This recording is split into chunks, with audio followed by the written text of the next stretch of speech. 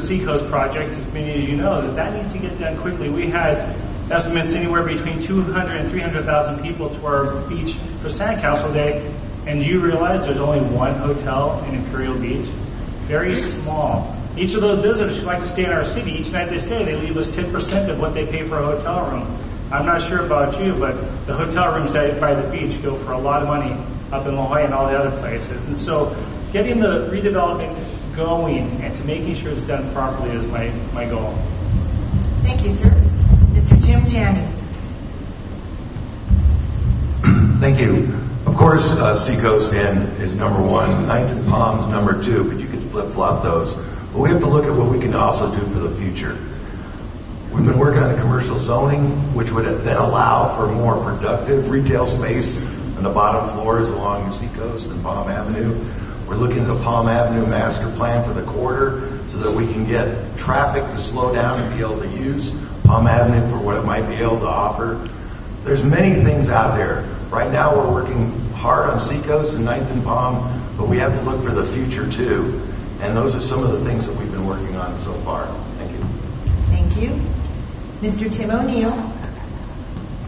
Just like everybody else is saying, Seacoast Inn, Ninth and Palm. I want to talk real quick about the Seacoast Inn. That is the reason why I am in the city of Imperial Beach today.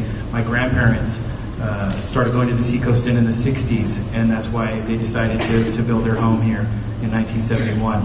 I think that the Seacoast Inn, we need to get it up. It's obviously coming down, but we have to put Pacifica, we have to make sure that they actually build the building. And then from there, Seacoast hopefully can be, the Seacoast Inn can be a catalyst for great things to come. There's still empty lots on Seacoast. There's still empty lots on what they consider Old Palm Avenue. There's no reason for that. We have a great beach. We need to make sure that what goes up is responsible, but yet it's connected to the Seacoast Inn. Thank you. Thank you. Mr. Ed Spriggs. Obviously, Seacoast Inn is central to our development as a community, and currently it's an eyesore. One of our I worked for HUD for a number of years early in my career and worked with a lot of developers.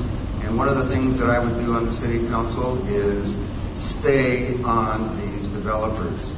They have just about run us ragged, doing whatever they want to do with delays, etc.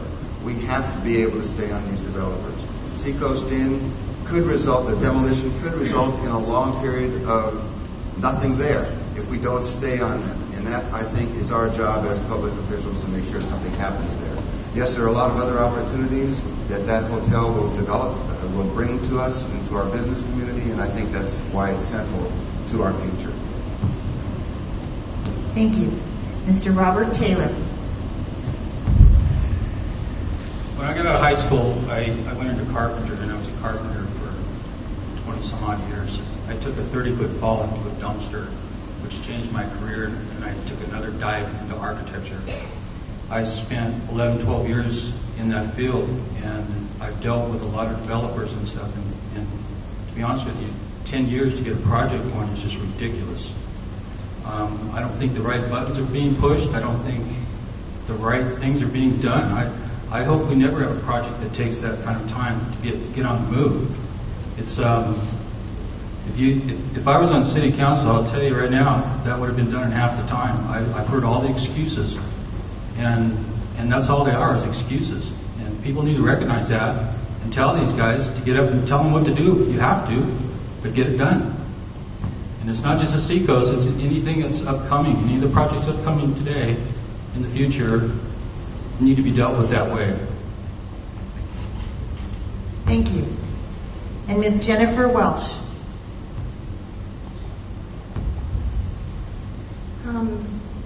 I really think that my priorities are what the people say that I should address first.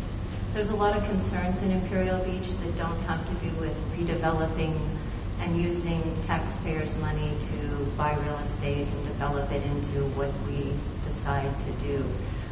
That's putting us in a lot of debt, and there's a lot of concern. So to me, I think that we need to really look at where we're going. and we need to make sure that we understand what we're doing and who's going to pay for it.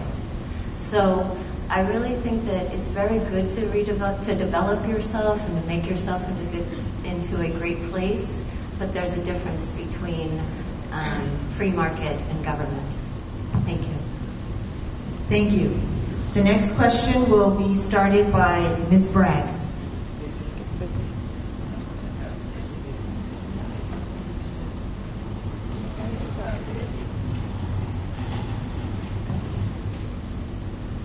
Mr. Bibby? Having a business on the beach, I know how that hotel being closed has really affected everybody on the beach. My business is down 40%. You know, in my belief, IB survives because of the beach. The beach is a natural draw. We have a lot of events on the beach that a lot of times people don't even know are happening. They just happen to come to the beach, like the powwow, which is turning out to be a great event.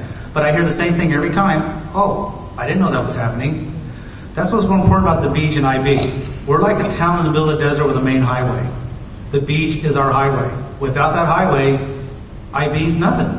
And that's just how we feel in my heart. The beach is a natural draw, and whatever happens on the beach will affect IB in the long run and in the future. And yes, that hotel is a must. Thank you. Thank you, Mr. Bibby. I apologize.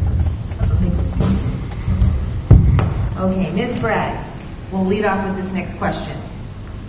How do you balance commercial development with small town character? I think that was answered with the D.R. Horton project. That was a huge development project, and the community said no. That's just a little too dense, and we'd like to reconfigure that. Then the economy went in the tank, and D.R. Horton pulled out. But it's possible, and that's one of the things that the mayor spoke about earlier, is that with our commercial zoning review, one of the things that we're looking at is making it more attractive for businesses to come in here, but also keeping in mind about setbacks and step backs and how you build your buildings and how you orientate the buildings on the lot. It's a lot to do with how that affects the neighbor to the north, east, south, or west. And as a council, believe me, we have spent many hours looking at that and seeing how it best works for our residents. And I wish this many people would come to the commercial zoning review. You guys would just be fascinated by how you can achieve that. And like I said, a lot of it has to do with setbacks, step backs. Thank you. Mr. Brown. Thank you. You know, if I'm elected to city council, folks come to our meeting and they're talking about the setbacks and the height and density. It's what the people want, you know, and that's why they elected us in office. And so it's what they want, and I'm going to go for what they want too, as well, you know. And also, at the same time, I don't know too much about it, but I'm willing to sit down and learn, understand, and take advice from people who have been on the committee, on the council in the past, and people in the community, and sit down and listen to them. I'm even willing to go and have dinner at somebody's house and then listen to what they have to say, so I can support them if I'm elected to office. Thank you. Mr. Fisher.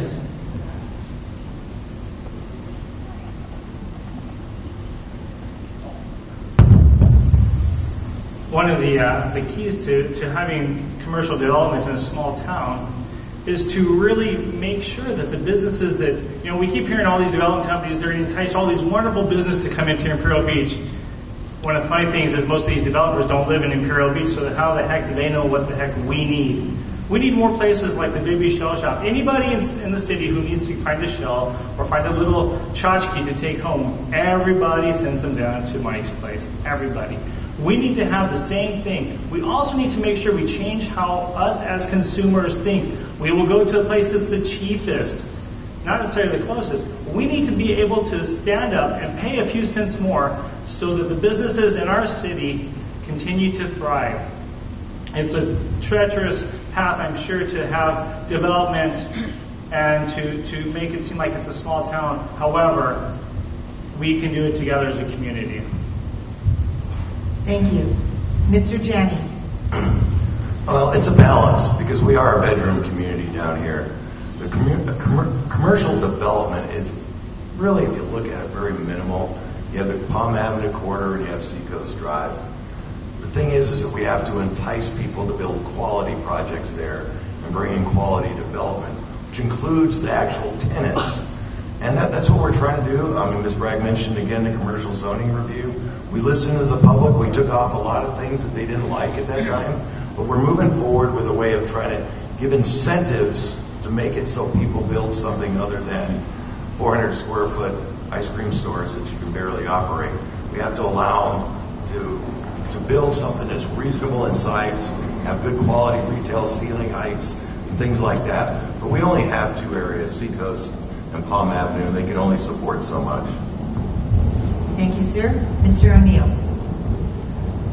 Over the past year, the city has been doing their commercial zoning review. I went to the meeting last night with the consultants. I recommend everybody in this room go next week, October 7th.